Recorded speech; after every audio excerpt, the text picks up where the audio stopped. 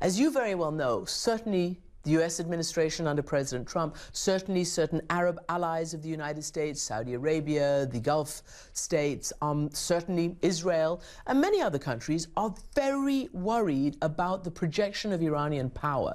You recently gave a very impassioned speech about this ballistic missile test in which you said it was defensive.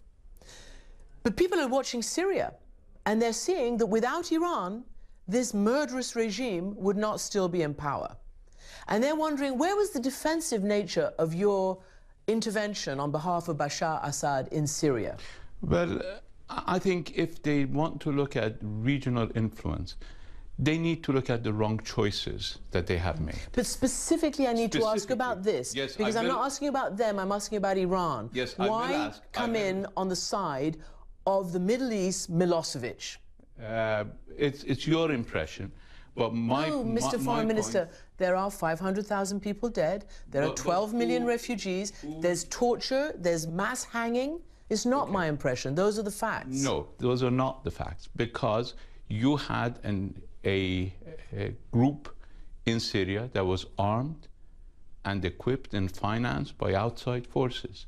Mistakes were made in the beginning.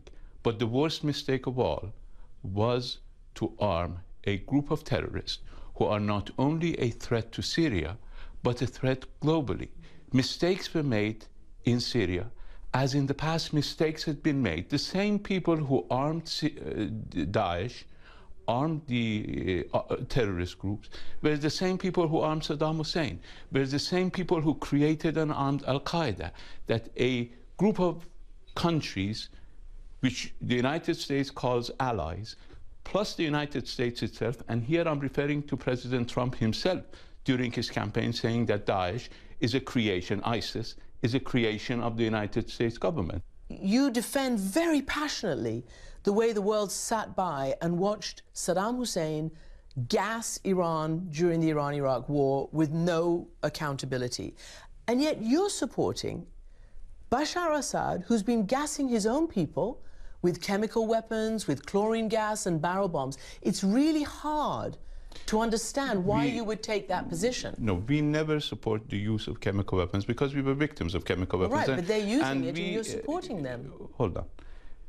We made a very clear stand against the use of chemical weapons. We were instrumental in getting the international agreement on the removal of chemical weapons from Syria. Unfortunately, that international agreement lacks a very serious element, and that is to remove chemical weapons from the stockpiles of ISIS and al-Nusra, who have now been confirmed, even by the United States, as having used chemical weapons against Syrians.